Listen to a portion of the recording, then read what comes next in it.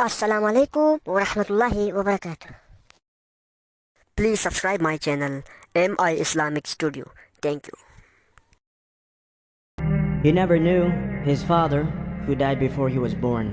His mother died when he was only 6 years of age. 2 years later, his grandfather, who took over his upbringing, also died. In his adult life, he suffered the loss of his 2 sons, born to his first wife, Khadija. In the same year, he lost both his wife, Khadija, and his closest uncle, Abu Talib. The Prophet's sadness was so great that the time period became forever known as the Year of Sorrow, in recognition of his loss and the impact it had on the community. Even years after Khadija's death, it's narrated that the Prophet would become overcome with emotion at the unexpected sight of her necklace. When he saw it, he remembered her and began to cry and mourn. His love for her never died, so much so that his later wife Aisha became jealous of her. Once she asked the Prophet if Khadija had been the only woman worthy of his love. The Prophet ﷺ replied, "She believed in me when no one else did. She accepted Islam when people rejected me. And she helped and comforted me when there was no one else to lend me a helping hand." After many years, Ibrahim, his son born of Maria, was born. He was consoled. Therefore, he loved this unique son of his very much. He often caressed his head, hugged him, and put him over his chest, showing his love and compassion. Ibrahim was only 16 months old when the Prophet was informed about his illness. The Prophet could no longer see the previous bright and active looks in the eyes of Ibrahim. Ibrahim, who had been robust and active, became quiet and calm. He looked as if he was tired of the world. With his appearance, he virtually showed that he was ready to go to the eternal realm. When the Prophet noticed it, he looked at his son's eyes that were moving slightly and said, "O Ibrahim, what can we do against the preordination of Allah?" After a while, Ibrahim passed away. Tears started to roll down the face of the Prophet.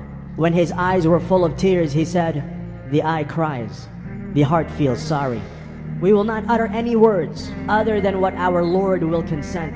By Allah, O Ibrahim, your passing away distressed us a lot." The Prophet, who shed longing tears of not getting enough of a son, looked at the mountain located opposite and said, "O mountain, if you had the sorrow I have, you would be destroyed and broken into pieces. However, we say what Allah orders us to say, Inna lillahi wa inna ilayhi raji'un, meaning to Allah we belong and to Him is our return." Due to these painful circumstances, our Prophet, peace be upon him's heart, was mournful, and his eyes were continuously filled with tears. The Muslims also shared his sadness, while the polytheists were elated. They didn't pay any condolences, nor exhibit any sense of human integrity, as they tried to further upset our Holy Prophet, peace be upon him, and whatever way they could. Savages like As bin Wa'il and Abu Jahl took their cruelty to a whole other level by arrogantly saying, "Muhammad is now abtar. His progeny has been cut off. He doesn't have any sons left to continue his lineage. When he dies, his name and fame will be forgotten." The series of persecutions started late in the 4th year of prophethood, slowly at first, but steadily accelerated and worsened day by day and month by month. The situations got so extremely grave and intolerable by middle of the 5th year that the Muslims began to seriously think of feasible ways to avert the pain, sufferings meted out to them. The Prophet, peace be upon him, had already known the Christian Ethiopian Negus king, Ashama bin Abjar of the Aksumite Empire. He was a fair ruler who wouldn't wrong any of his people, so he permitted some of his followers to seek asylum there in Abyssinia. The Quraysh approached Prophet's uncle, Abu Talib, whose protective shadow over the Prophet, combined with his powerful social standing, ensured minimum hostility. They asked him to warn his nephew and put an end to his activities, else face the severe consequences. Abu Talib was deeply distressed at this open threat, but he couldn't afford to desert his nephew. He sent forth his nephew and told him what the people had said. "Spare me and yourself, and put not burden on me that I can't bear." The messenger of Allah replied, "O my uncle, by Allah, if they put the sun in my right hand and the moon in my left, on condition that I abandon this course until Allah has made me victorious or I perish therein, I would not abandon it." Upon this, the Prophet, peace be upon him, thought that his uncle would let him down and would no longer support him. The Prophet, peace be upon him, got up, and as he turned away, his uncle called him, "Come back, my nephew." When he came back, he said to him, "Go and preach what you please, for by Allah, I will never forsake you." In 617, the leaders of Makhzum and Banu Abd al-Shams, two important Quraysh clans, declared a public boycott against Banu Hashim, their commercial rival, to pressurize it into withdrawing its protection of Muhammad, which lasted 3 years. The years of hardship made Khadija very weak. She became ill, and soon afterwards she died. Thus the Prophet, peace be upon him, lost his beloved wife and friend, the first person to accept Islam and support him.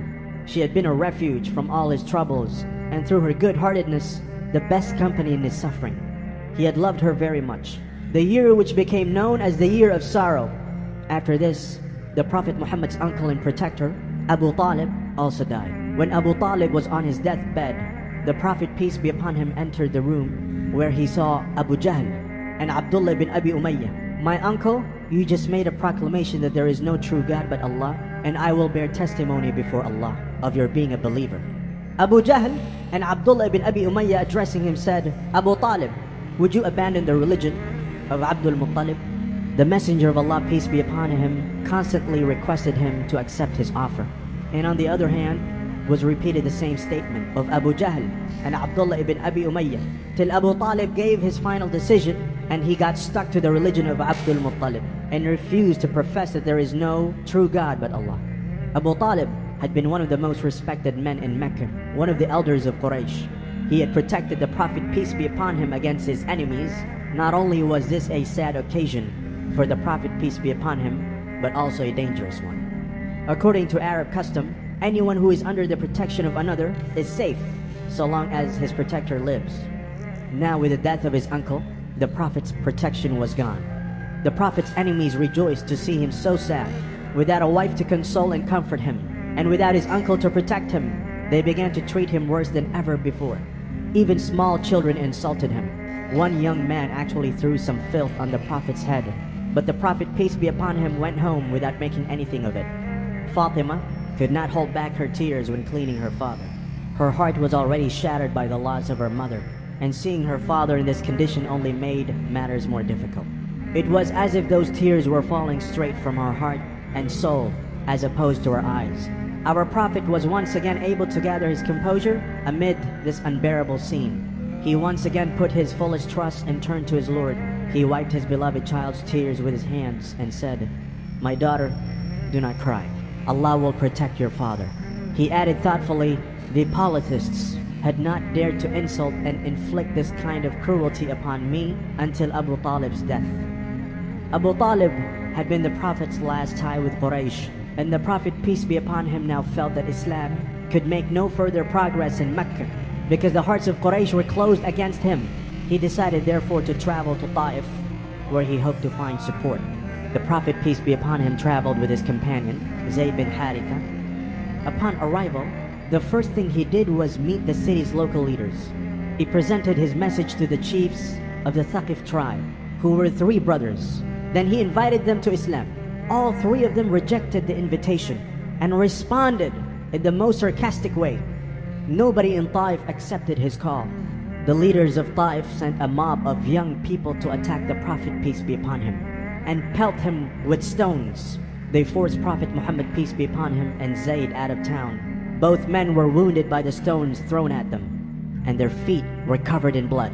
They walked for around 8 kilometers in a state of trauma from what had happened.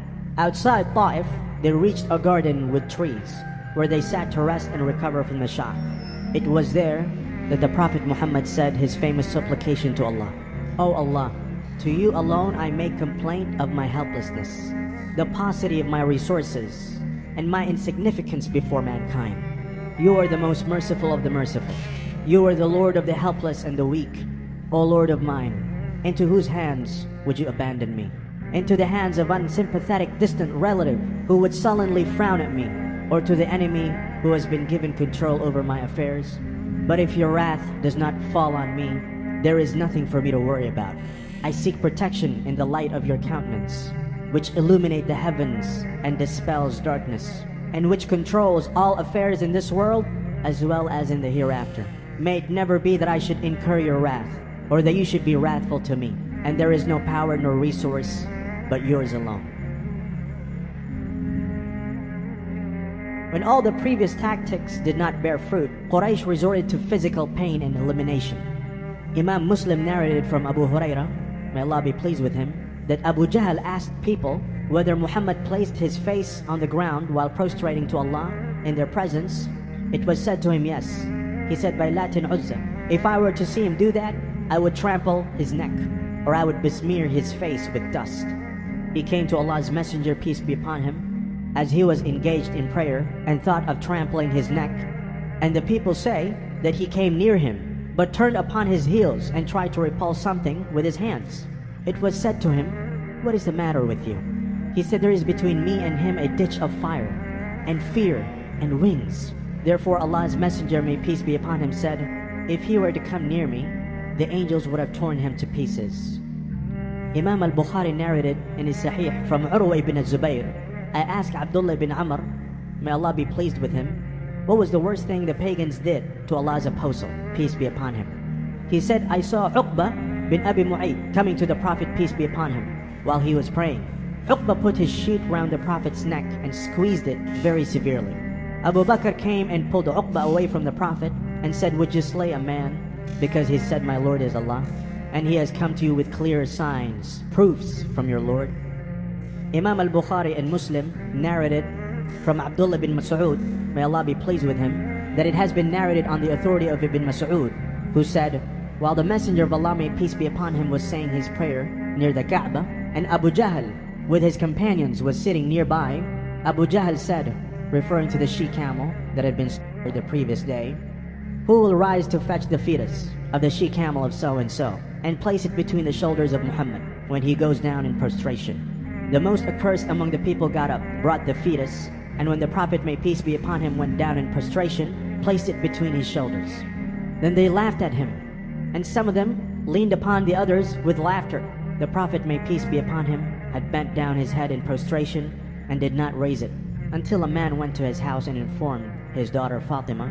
She came and removed the filthy thing from him. Then she turned towards them, rebuking them. When the Prophet, may peace be upon him, had finished the prayer, he said thrice, O Allah, it is for thee to deal with the Quraysh. When they heard this voice, laughter vanished from them, and they feared his malediction. Then he said, O God, it is for thee to deal with Abu Jahl ibn Hisham, Utbah ibn Rabi'ah, Shaybah ibn Rabi'ah, Walid bin Uqbah, Umayyah bin Khalaf, and Uqbah bin Abu Mu'ayt, by one who sent Muhammad with truth.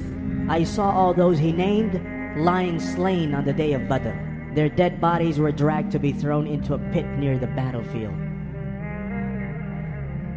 The Prophet ﷺ lost his mother when he was 6 years old. She died on a journey from Medina to Mecca at a place called Al-Abwa. When the Prophet ﷺ was traveling Medina back to Mecca, everybody that was with him, the whole caravan, the whole army, he said, stop here. And a few people that were close to the Prophet ﷺ, they went with him. And he went and sat down at a grave, and he sat down there for a little while. After a while, he started to cry. He started to sob. He cried so severely that he was literally sobbing. His whole body was shaking. The Sahaba that were there, you know, when you see somebody you love in pain, it causes you pain. They didn't even understand. They don't even know what this was about. Some of the Sahaba started to cry by seeing the Prophet crying so badly. Umar radiallahu anhu finally went and he hugged the Prophet ﷺ from behind. He grabbed him and said, it's okay, it's okay. He counseled the Prophet ﷺ until the Prophet ﷺ was able to contain himself. And then they asked him, what makes you cry like this, O Messenger of Allah?